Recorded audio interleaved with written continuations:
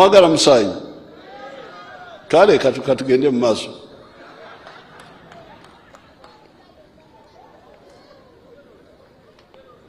Public servants and political leaders that steal government money are corrupt and will be crushed. There are, however, other actors that get bribes from foreigners to work for foreign interests. These are both corrupt and traitors, and we are monitoring their activities. If they do not stop, and with evidence, we shall deal with them also. As part of fighting corruption, it is crucial to save the amateurish political actors who come into politics without knowing that leading people does not mean carrying them on your head. It means that you show them the way. The situation of inexperienced, careerist-minded leaders who do not listen to the advice of the NRM is further complicated by the bloodthirsty parasites in the form of the unregulated money lenders who charge extortionate interest rates from these desperate political actors when they come to borrow money for unuseful expenditures.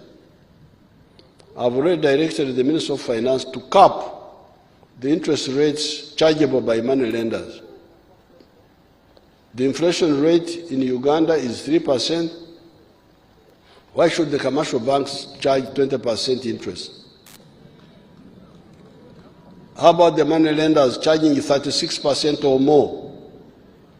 This is pure extortion. The PDM and the Myoga funds are going to become the poor people's banks, able to lend at 12% or less after 24 months. We are going, this PDM money, people are trying to sabotage it, but I can hear it is beginning to penetrate. People are beginning to understand it now. They are beginning, slowly, the villagers are beginning to appreciate. That's what I hear. The other source, I have already directed the Attorney General to guide the Minister of Finance as to how he can criminalize this extortion by the money lenders. The other source of corruption has been the fundraising that is borne mainly by the opportunistic politicians over-anxious to please parts of their electorate by pledging money for the fundraising that they do not have. We are due to meet to resolve this diversion. I agreed with the leaders that we should meet and really discuss the issue of fundraising because it is part of the pressure that makes leaders make mistakes. Uganda's economy and society are moving forward, the mistakes by some actors notwithstanding. I was reading some comments, especially in the Monitor. You know, Monitor is a mouthpiece of foreign interests here, the Monitor newspaper. Oh, talking about this, talking about this. There's one of them who was writing today. I glanced through, was saying that Uganda has low inflation by fortune. That is by fortune. Imagine. He doesn't want to say that NRM has managed the economy well. That's why inflation is low. That it is a mixer. It was fortune that we have got to low inflation. It's not fortune, it is planning. Monitor Bambi Mbasaside. But Monitor, the other time, I saw a cow talking. When you see a cow talking, then you know that Jesus is about to come. You showed me that picture of the Monitor. Abantu bange muntekero akamonitor ako.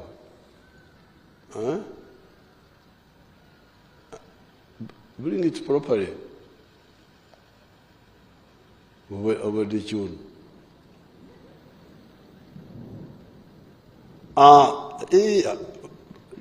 Naye abalabe balina omulimu wano basabotaginga enkuba eremye ate kati batasija.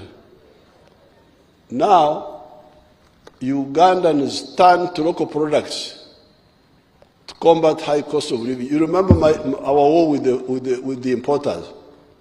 This was Rekerau, hold it there. This was Uganda Monitor newspaper. A cow talking.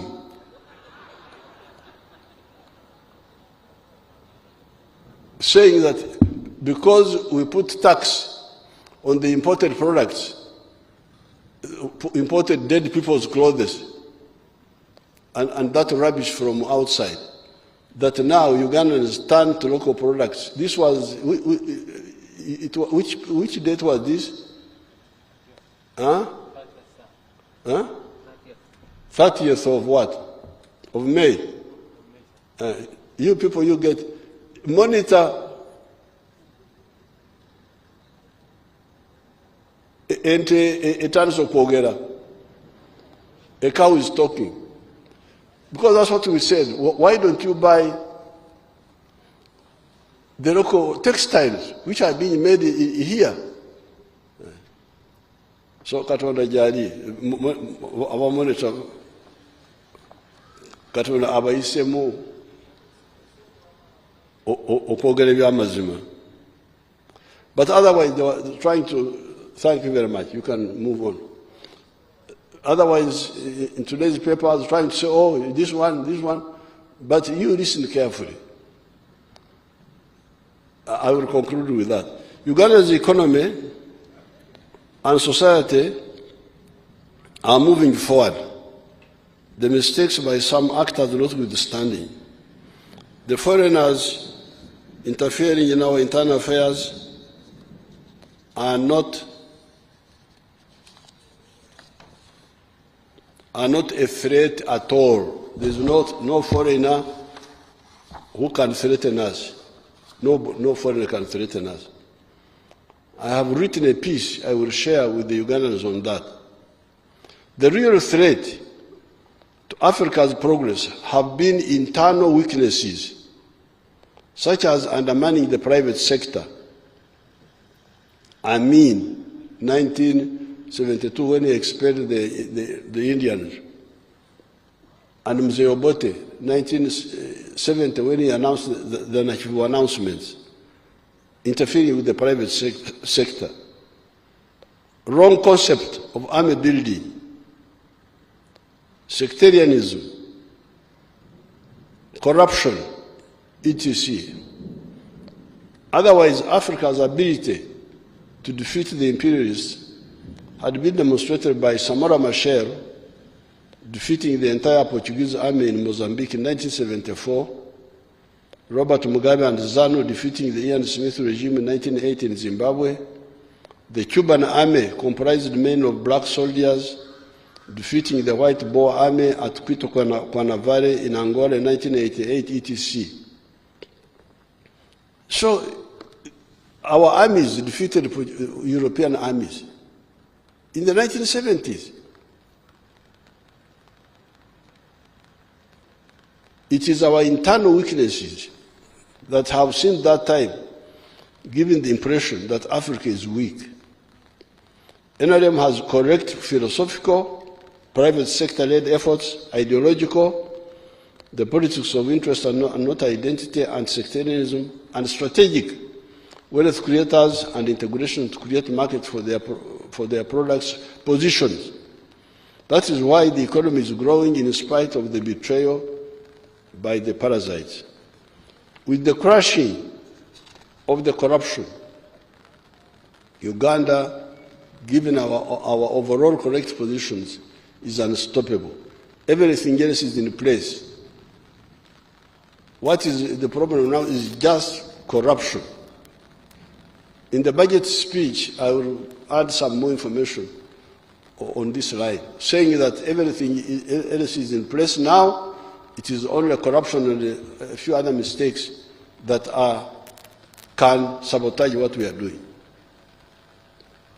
Therefore, the Right Honourable Speaker, I thank the Parliament for the following laws you passed since my State of the Nation address. Those laws are put in Annex 1. I put it as Annex 1 in this speech. In the coming year, the Executive will present the following bills to Parliament for enactment into law. I attached them as Annex 2. They will be attached to the speech. Finally, I want to salute the Speaker, the Deputy Speaker, and the NRM MPs. In the past, there was a risky and shallow tendency by some actors that would try to use Parliament to undermine the Ugandan revolution, which is part of the African revolution. This, of course, was a miscalculation that was provocative, but we managed to handle it peacefully. Right Honourable Speaker and your team, I congratulate you for working harmoniously with the Executive. I'm told some of the foreigners are saying that Anita Mongo, because he doesn't undermine the Executive, she's not a good speaker, because she should be Okulemesa, government. Very risky miscalculation. In the recent budgeting process, Honourable Speaker, I congratulate you for working harmoniously with the Executive. I also want to salute the judiciary. In the recent budgeting process, you came together and you were able to synthesize a rational and transparent budget for the country. I called these people. You know, these are like school children. That there is executive somewhere, then there is a parliament somewhere else, then there is judiciary somewhere else. They don't meet. Then this one budgets, then brings the other one. I said, but why don't you first agree together? You are all here in Uganda. Your address is here.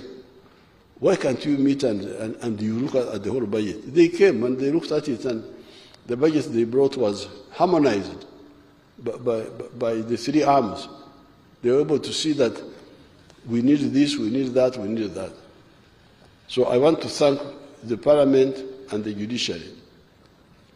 In the recent budgeting process, you came together and were able to synthesize a rational and transparent budget for the country. Now, on the issue of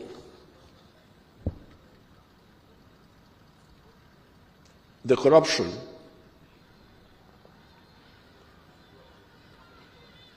my advice is you should make a distinction between mistake makers and dishonest people. Dishonesty is the worst. But making mistakes, especially for many people who have not listened carefully, it's not. I wouldn't be surprised. That's why many times I try to help out groups who have made mistakes. But what I cannot tolerate is like this question of saying, we give money to this ministry, but we take a percentage of it as individuals. This is dishonesty. It's not a mistake, it's a crime, it's a betrayal. Or the ones who go abroad, these foreigners have been approaching our people. They all bring reports. Have been approaching our people. You go and make a bad report against the government of Uganda. and we shall give you an award. And the award will have so much money attached to it in Europe. I wish them good luck. That money of betrayal, we are following it up. We are following it up. They think that we are fools. I don't know why they think so. But we follow all of that. So those two, the dishonest and the traitor, are the ones we are targeting. The mistake makers, we can cancel them and show them how to do things. Because if we are to punish all the mistake makers, we will have nobody to work with.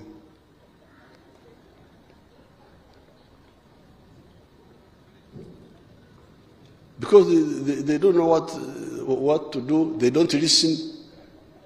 There are so many languages. This one is saying that. This one is saying that. So dishonest,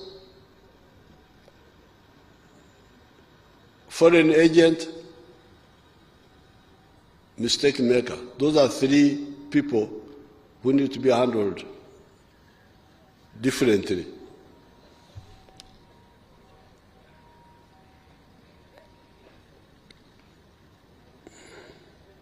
In the recent budgeting process, you came together and you were able to synthesize a rational and transparent budget for the country. I want to end by congratulating the UPDF, the Uganda Police Force, the intelligence services, and the prison services for guarding the 3 million pilgrims that were at Namgongo recently. I salute all the Ugandans for the good work you are doing. Madam Speaker, it is my pleasure to declare the 4th session of the 11th Parliament open. I thank you very much and hope that the coming session will be fruitful. God bless Uganda. God bless Africa. Apoyo Matek. Thank you so much, Your Excellency, for a clear and a concise exposition of government policy in your address to the nation and fulfilling your constitutional obligation under Article 101 of the Constitution of the Republic of Uganda. Thank you so much for your fatherly advice that you've given to us. I take cognizance of the government legislative agenda for the 4th session, and we pledge our utmost commitment towards prioritizing government business and making sure we exhaust it within the time that is required. Honorable members, His Excellency will be back on 13th June 2024 to deliver the budget speech. By next year, at this time, we will only be left with 3 months to nomination. And we really want to thank you for all the support that you have given us. And before I conclude, I want to recognize our colleagues, the former speakers, who are around here. We have His Excellency General Yoweri Kaguta Museveni, former Speaker of NRC, 1989 to 1996. Thank you so much. We have the Right Honorable Professor Edward Rugumayo, the Speaker of the National Consultative Council, 1979 to 1980. We have the Right Honorable Edward Sekandi, the Speaker of Parliament, 7th Parliament and 8th Parliament. That's 2001 to 2011. We have the Right Honorable Alhaji Moses Chigongo, who was vice chairperson to His Excellency in 1986 to 1996. I want again, once more, thank you, Right Honorable Right Honorable former Speaker and now the President of Uganda. We are very grateful for your address, and we don't take it for granted for you to create time. You and Mama, we want to thank you so much for coming and for opening for the fourth session. We also want to thank the members of Parliament who were able to make it here and be here with the President. We want to thank the executive, the cabinet, for being here, and in a very, very special way, we want to thank our visiting speakers and our ambassadors that are here. Thank you so, so much for coming over. And after this, we will invite all our guests, and I'm saying all our guests, for an evening session at Parliament. We have an evening session. This session is over, so we shall invite all our guests for an evening session in the conference hall in Parliament. You're all most welcome.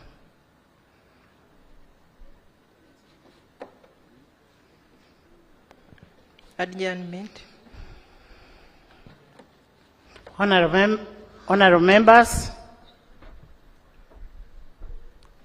Your Excellency, the President of the Republic of Uganda, honorable members of Parliament, we are adjourning the House to 13th June 2024 at 2 p.m.